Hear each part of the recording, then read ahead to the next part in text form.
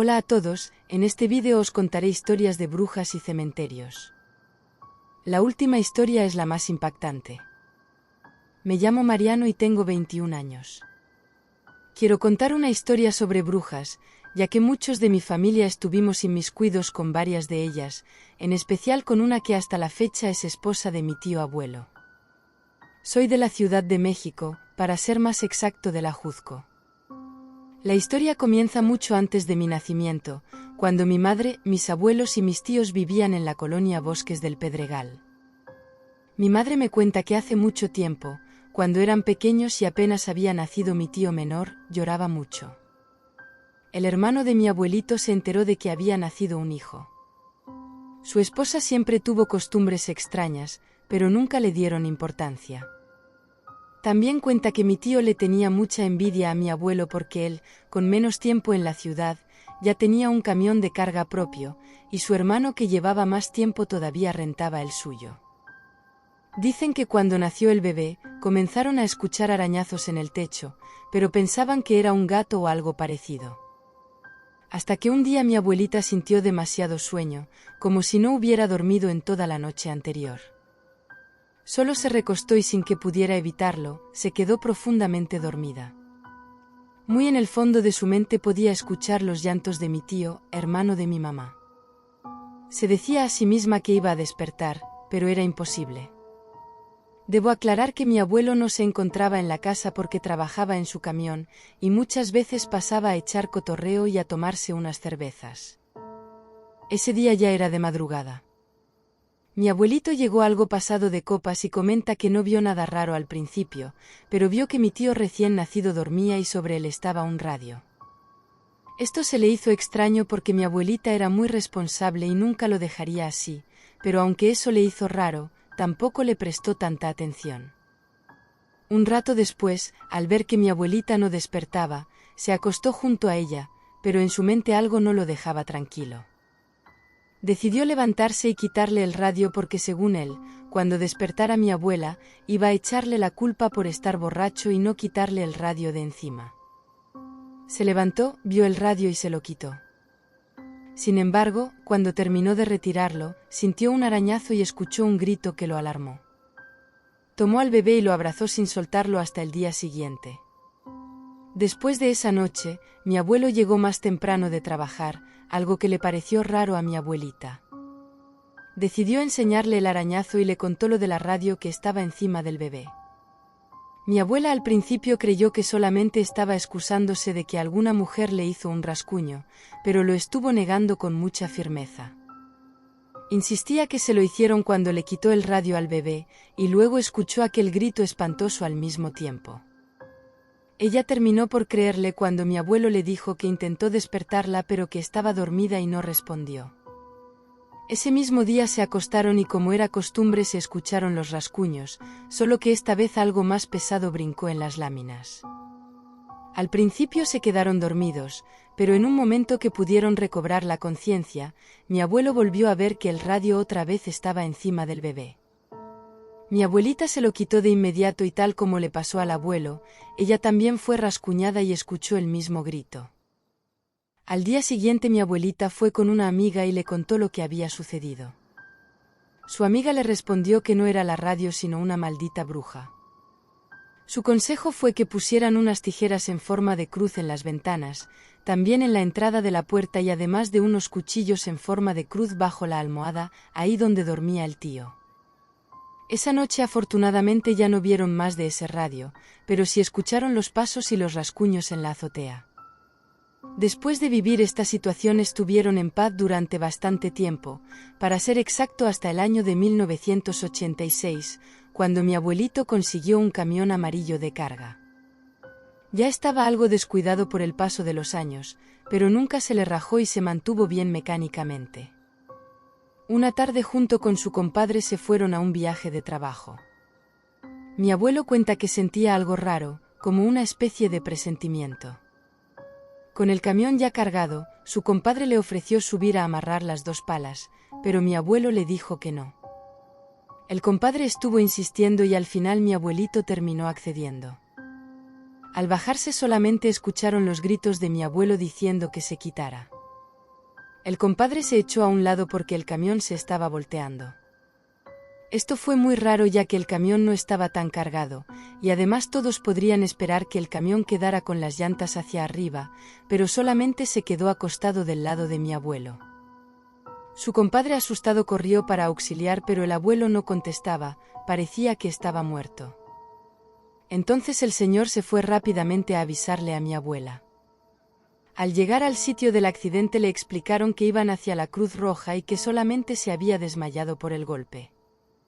Lo que dice mi abuelo es que en su letargo podía escuchar que su compadre le gritaba y regresaba el grito que todavía estaba bien, pero que no podía expresar sonido alguno.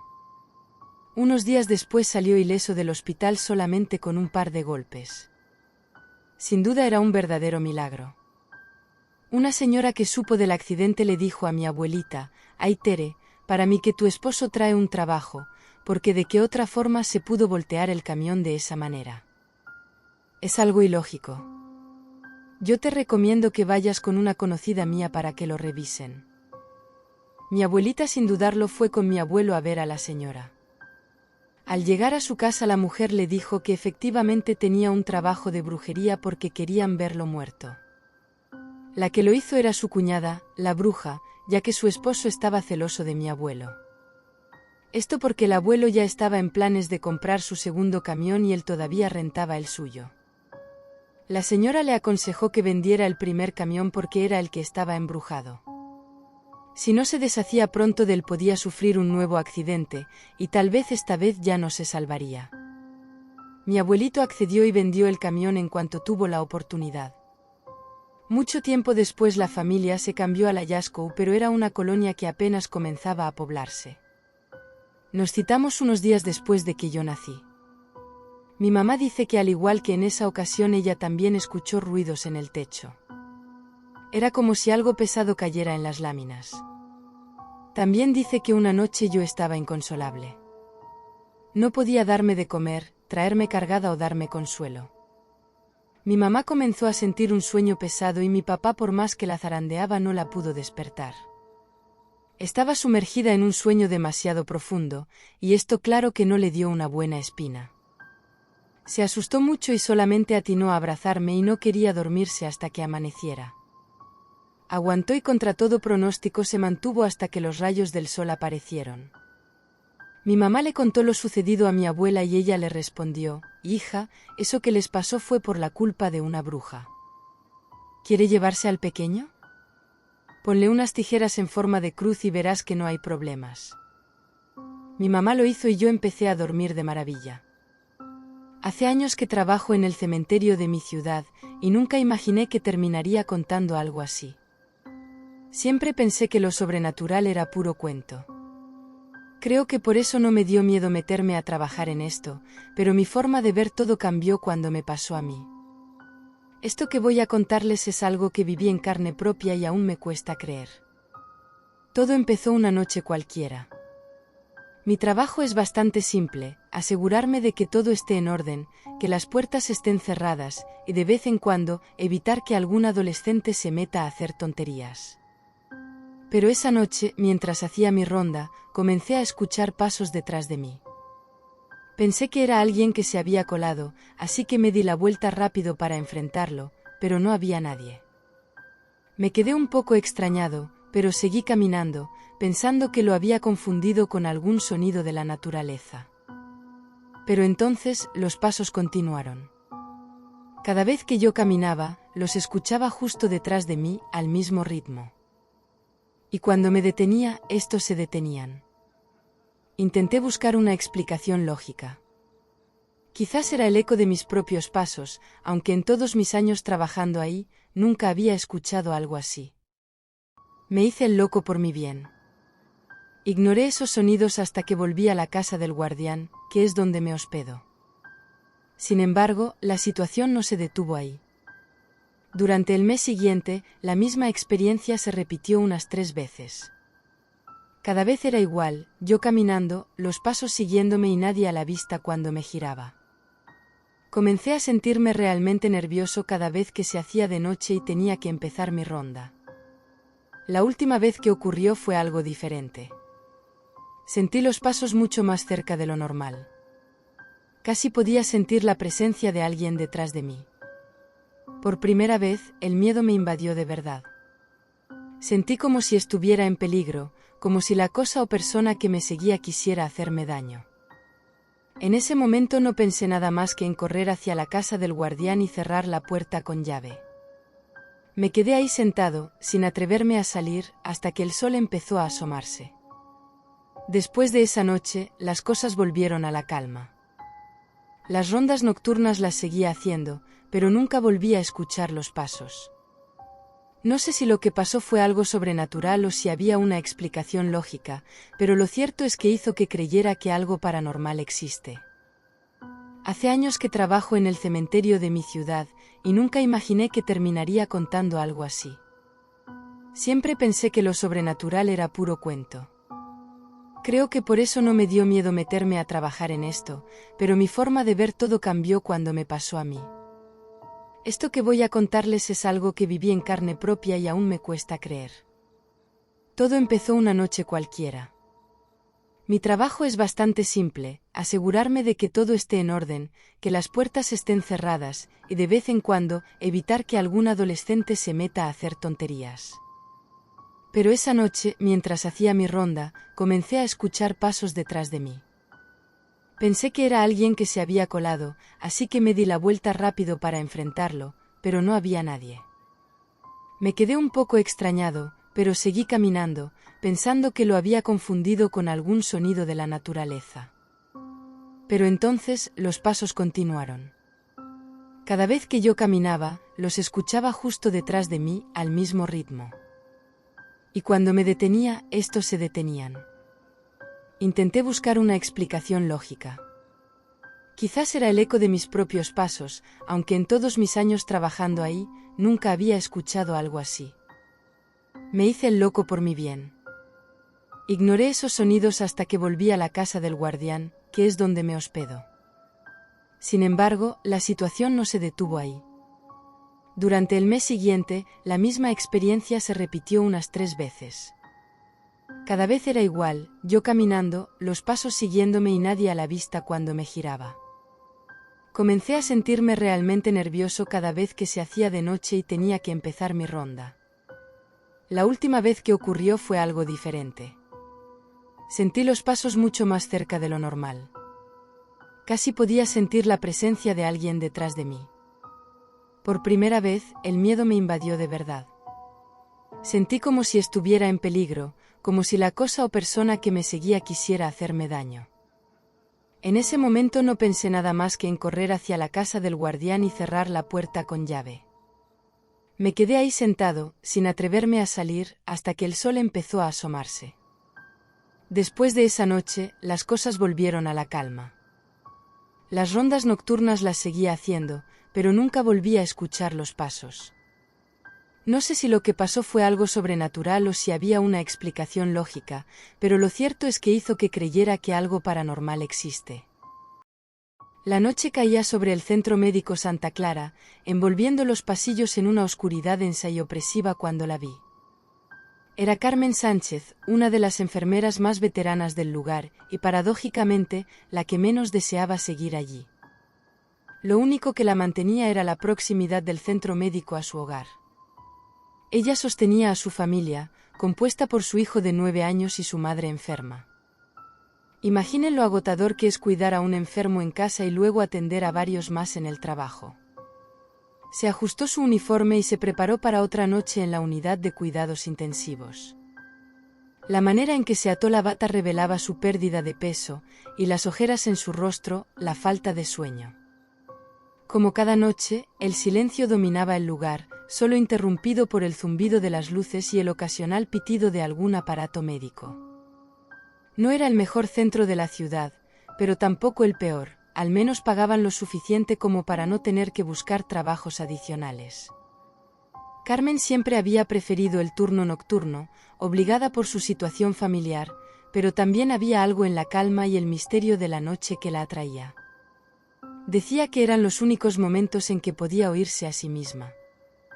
Lo que no mencionaba era que algo más se ocultaba en las sombras del centro médico. Mientras hacía su ronda habitual, Carmen empezó a notar movimientos fugaces en su periferia visual. Al principio lo atribuyó al cansancio, pero pronto quedó claro que algo más ocurría. ¿No sientes como que hay una energía extraña hoy?, preguntó mientras se servía café en la cocina donde nos reuníamos entre rondas. ¿Extraña cómo?, respondí. Cuando caminaba por el pasillo, las luces parpadeaban y sentí como si alguien pasara a mi lado. ¿Ha muerto alguien hoy? No que yo sepa, pero esas luces ya están viejas, es normal que parpadeen.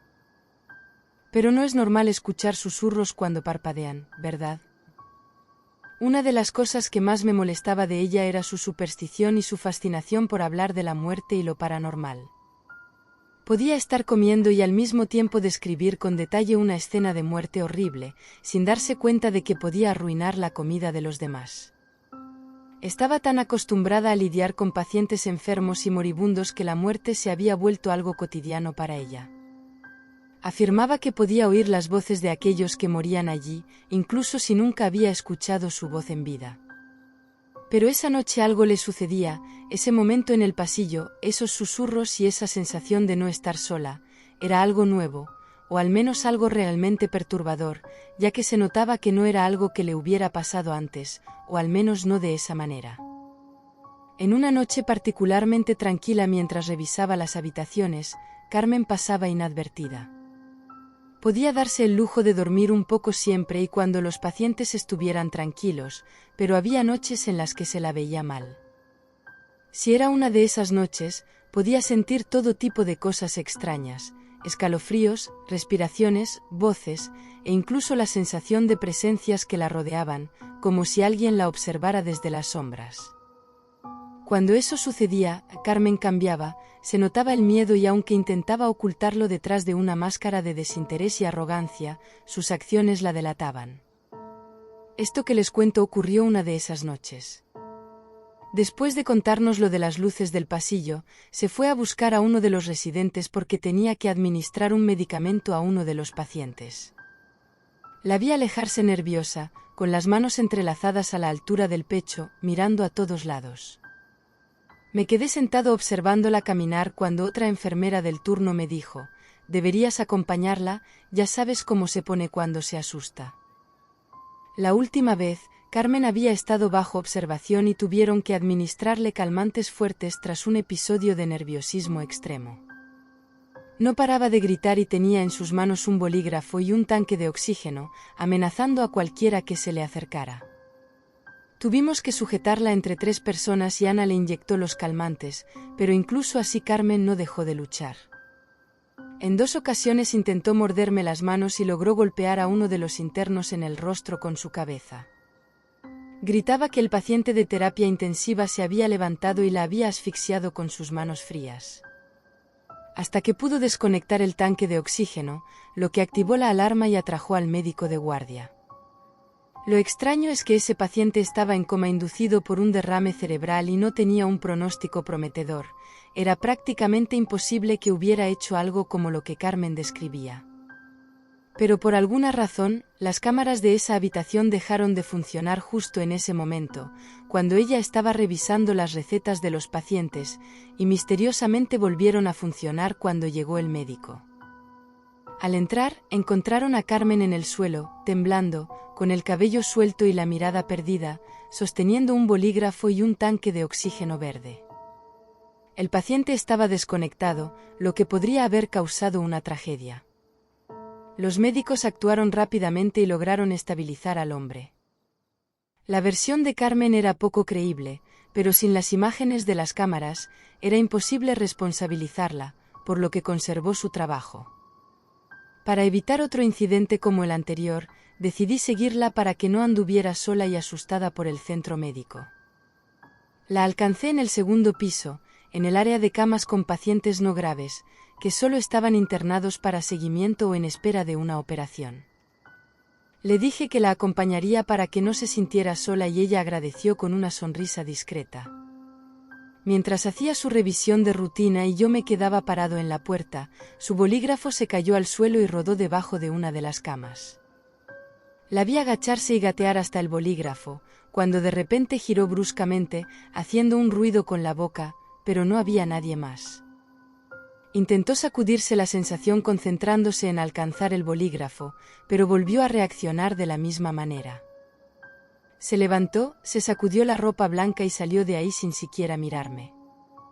Yo hice lo mismo y traté de alcanzarla, pero al salir Carmen ya corría por el pasillo hacia una de las bodegas donde se guardaban los productos de limpieza. Ahí se encerró y solo podía escucharse su llanto y sus gritos pidiendo que la dejaran en paz. Voces susurrantes la llamaban desde las salas vacías, y sombras se retorcían en las paredes como si tuvieran vida propia, mostrándole todo tipo de imágenes de muerte y enfermedad. Hasta que se encontró cara a cara con una figura etérea que se contorsionaba y retorcía, emitiendo gemidos guturales que aceleraban el corazón de Carmen por el miedo.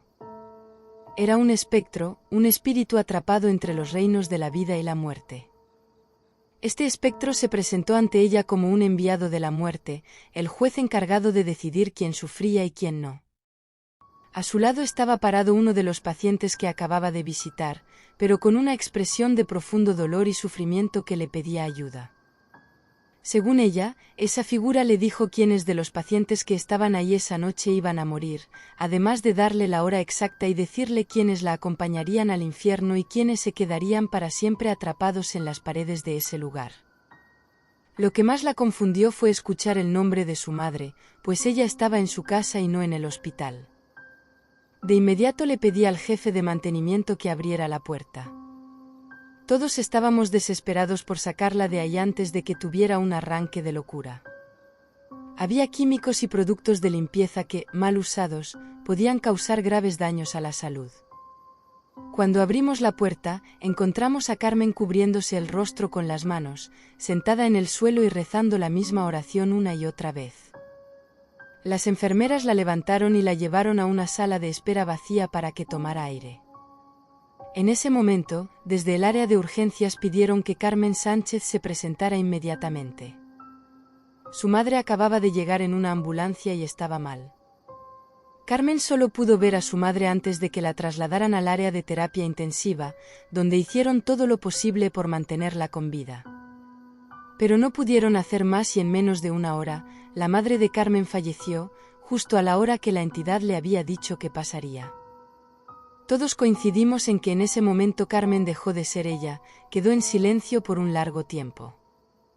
Mientras tanto, el personal del hospital se encargaba de los trámites con su madre. Cuando por fin reaccionó, solo pidió una hoja de papel y un bolígrafo, anotó 3 horas diferentes y 3 nombres. Llamó a la hermana de su exesposo y pidió ver a su madre por última vez.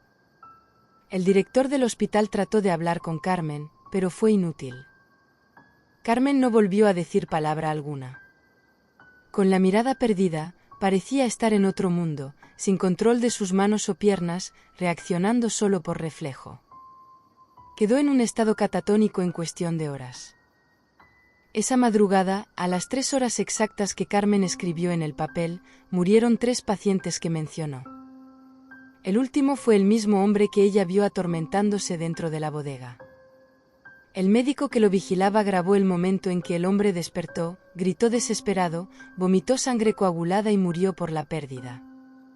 Todo sucedió como la entidad le había dicho. Carmen pasó 6 meses en una institución mental, pagada por el hospital como parte de su indemnización. Cuando dejaron de pagar, la entregaron a sus familiares. Fue su cuñada quien se hizo cargo de ella y de su hijo. Con el tiempo, Carmen pudo volver a caminar y moverse normalmente, pero su mente seguía atrapada. A veces escapaba de su casa y corría al hospital, intentando entrar por la fuerza. No hacía daño al personal, pero señalaba hacia adentro, apretándose el cuello, como indicando que algo dentro del hospital estaba matando a los pacientes, refiriéndose al espectro con el que había tenido aquel encuentro. Cada cierto tiempo, llegaba con un papel con nombres y horas escritos. Nadie aceptaba el papel porque todos sabían lo que significaba. Lo que nadie sabía era cómo sabía los nombres de los pacientes. Me fui del centro 4 años después del colapso de Carmen, y durante esos años, enfermeras y enfermeros desfilaron por el turno nocturno, ninguno durando más de 3 meses. Decían que los susurros y las sombras amorfas los volvían locos, causándoles ansiedad.